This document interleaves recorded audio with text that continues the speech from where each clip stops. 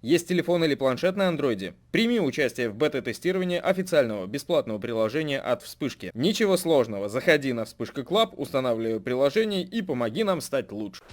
Всем привет, дорогие друзья, с вами Сергей Вспышка, и это третий выпуск передачи «Антисвет». Передача, которая рассказывает, как контрить легкие танки на других легких танках и обеспечивает свою команду на открытых картах преимуществом, что ли. Итак, многие из вас под первым и вторым выпуском в комментариях просили карту Прохоровка. Чтобы разобраться с этой картой, нам одного выпуска будет недостаточно. Здесь очень много разных подъездов и очень много есть что рассказать. Но надо с чего-то начинать, и это первая линия. Самый популярный квадрат с верхнего респауна, занимаемый ЛТшками, это квадрат Е1. Здесь отличная гряда кустов, и чтобы эту отличную гряду кустов законтрить, мы должны сходу на легком танке, который может двигаться со скоростью 60 км в час, проехать через квадрат F3. Благодаря этому квадрату вы увидите в первую секунду эту ЛТшку. Во время подъезда она испугается, развернется и будет уезжать. Не факт, что ее убьют. Далеко не факт. Очень многие танки союзные просто не успевают среагировать на столь быстрый засвет на большом расстоянии, и ЛТшка успевает уйти. Мы должны несколько раз прокатиться до момента, пока эта ЛТшка вдруг повторно не захочет занять эти квадраты по этому гребню, либо пока мы ее не обнаружим вдалеке. Если в вашем бою несколько ЛТ, то желательно убедиться, что все они не поехали на эту первую линию. Пока мы видим только двух ЛТ в центре, соответственно, нету еще Т-71. Т-71 едет как раз к этим самым кустам, но здесь уже проще. Даже Т-71 я не светил, потому что уже занята первая, вторая линия, уже с нижнего респауна, где есть очень хорошие не берущиеся кусты, скоро мы к ним поедем. Оттуда можно подъезд этот тоже просветить. Фактически квадрат Е1 опасен только в первую минуту, в самую первую минуту. Потом гораздо все проще, особенно если у вас есть танки на первой-второй линии. Если их там нету, да, тогда сложнее, но тогда и опасности, что эти танки погибнут, она отсутствует фактически. Итак, какое у нас продолжение этого боя? Из четвертой едет вперед. Я стараюсь сейчас занять на первой и второй линии позицию какую-нибудь поинтереснее, и вдалеке, кстати, засвечивается еще один ЛТ. Это М41 Бульдог, но он был настолько далеко, что фактически выполнял роль снайпера. С квадрата С1 ты особо ничего не сможешь засветить, скорее заснайперить. Но из четвертой его прогоняет, и мы ему еще пару выстрелов кидаем вперед. Вот тот самый куст, который ниоткуда не берется. Если вы обратили внимание, к нему подъезд по красной линии, то есть слева его засветить невозможно, он фактически на самой красной линии находится и при этом не очень высоко. Соответственно, чтобы ЛТшке засветить конкретно этот куст, подъезд к нему, ей нужно двигаться в квадрате вражеской ЛТшки с верхнего респауна, там, где сейчас проехал АМХ-1375, и попасть в очень короткий временной промежуток, в котором я двигаюсь или другой ЛТ двигается по направлению к этим кустам, а сам этот АМХ-1375 либо другой ЛТ находится вот в точке на квадрате Е3. Если он в этой точке, в этот самый момент, в эту самую секунду не находится, все напрасно. Не будет просвечен этот самый куст. Либо уже подъезжать вплотную, либо ловить момент, когда ЛТшечка в этом кусте на квадрате Г1, она просто выстрелила. Или ПТ, любой другой танк. Продолжение истории должно быть, после того, как вы прогнали здесь ЛТшек, абсолютно четкое. Вы должны ЛТшки своей выбивать яму и двигаться параллельно дороге по третьей линии в низине. Если вы в этой низине встречаете кого-то, то вы в любом случае можете остановиться, пострелять.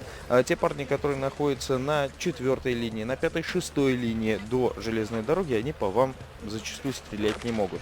При этом вы также легким подсветом можете удивить парней, стоящих на переезде. Тот же самый Гриль сейчас не совсем рад тому, что происходит. Его мог подсветить как я, так и Бульдог, который уже занял позицию рядом с артой. Ну а я абсолютно безнаказанно сейчас, не светясь, расстрелял товарища большого злобного ПТ.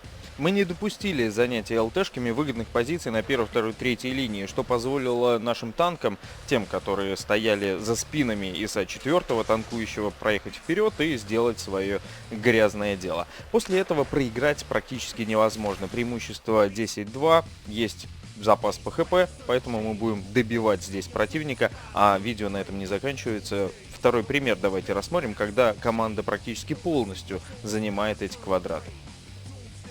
Или вообще, когда все плохо. Начинается все с плохого. Нас светят раньше, чем мы засвечиваем проезд на первую-вторую линию. Здесь нужно собрать всю волю в кулак, или что у вас там собирается в кулак, и продолжить ехать по этой гряде. Вас могут отстрелить. Это нормальная история. Это абсолютно рационально. Порой по вам отстреливаются, а ваша команда не успевает это сделать. Но вы сделали уже добро. Вы засветили Ру-251 на подъезде. Судя по движению этому Ру-251, он будет занимать эти квадраты повторно. Но в чем плюс уже? Ваша команда знает, что подобное движение возможно, и они контролируют подобные проезды. Ру-251 уже в эти квадраты не засвеченным не вернется. Он вновь светится, и, как вы видите, не хватает немного урона, чтобы его добить.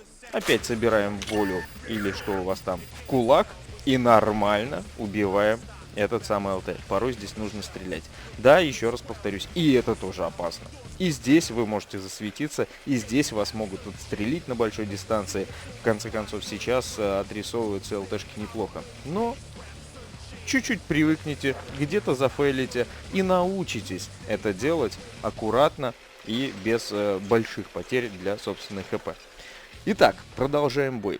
Когда вы разобрались с этой ЛТшкой, вы можете занять теперь неплохие кусты. Если вы будете занимать их в середине боя, и там в углу будет сидеть ЛТшка, и вы засветитесь, когда будете занимать квадрат Г1, ну, знаете, значит, вы очень плохо отработали в начале первую линию, и теперь, скорее всего, сдохнете.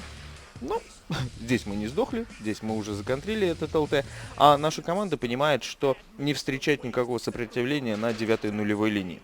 И достаточно быстро батчат начинает скатываться вниз и соображать, что там происходит.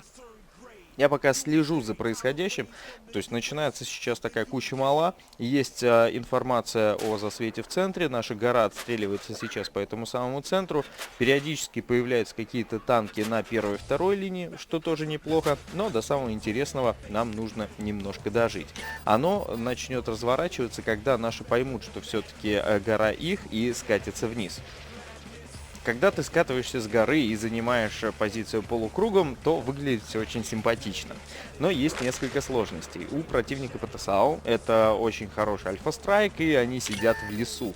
Чтобы этот лес просветить, я еще раз повторюсь, нам нужно занять вторую, третью линию низину. Чтобы эту низину сейчас занять, нам нужно пройти бульдога. Бульдог очень агрессивен, бульдог нас подсвечивает, это дает возможность противнику, быть может, убить нас артой, быть может, убить нас ПТшкой, которая засела в квадрате С1 по красной линии. Они имеют просвет и прострел, кстати, в эту самую яму, это очень опасно. Ну или сам бульдог захочет шальным выстрелом нас снять. Вас будут контрить в этой яме СТшки, ЛТшки, может быть, некоторые безумные ТТ приедут сюда, чтобы не дать вам проехать на вторую, третью линию. Либо вас просто туда пустят, скажут добро пожаловать, как это случилось с бульдогом в предыдущем бою. Но здесь не так. Здесь вражеский бульдог сейчас пытается зайти на второй круг, и у него это получается, но мне удается поставить его на гусеницу, плюс прикрытие из-за спин. Все, задача решена. Наши подъезжают к железной дороге сейчас, занимают хороший полукруг, быстро сейчас отстрелят тяжелые танки, ну и теперь наш выход. Мы должны выходить аккуратно, по кустам, не обязательно сразу нестись. Дайте команде засветить хотя бы одного, и этого одного хотя бы отстрелить. Е75 светим не мы, Е75 светит его глупость и батчат с железной дороги, которого он не видит, но вот так получилось, что Е75 виден, а вот как раз Е100 это уже наша заслуга. Мы аккуратненько по кустикам посмотрели на него, даже чуть-чуть постреляли, ну, Вроде бы все выставились. Большая опасность есть, многие ЛТ сразу летят, не учитывая того факта, выставилась его команда или не выставилась, может она стрелять или нет. Ну а дальше мы едем по кустам и смотрите, как будет таять хп у противника. Многие считают, что если занять один квадрат, ну пару квадратов, и там окопаться, можно победить. Против раков можно. Против нормальных парней никогда такое не прокатит, потому что будет настолько жесткий фокус, настолько быстро будут умирать танки, что вы просто не успеете ничего сделать. Второй раз перезарядиться, боже мой, да для кого это? Одна разрядка — это максимум, что вам позволит сделать команда в таком случае. Ну, как вы понимаете, недолго мучилась старушка, очень быстро всех убили, остался 1-2 танка, но все это уже история. Вы знаете теперь, как контрить первую-вторую линию. Подписывайтесь на канал, ставьте лайк под этим видео. Не зажимайте, это поможет развитию данного проекта. И пишите в комментариях, какие еще квадраты, в каких картах вы хотели бы уметь просвечивать, контрить против других светляков, которые не дают вам житья. Если умеют играть, конечно.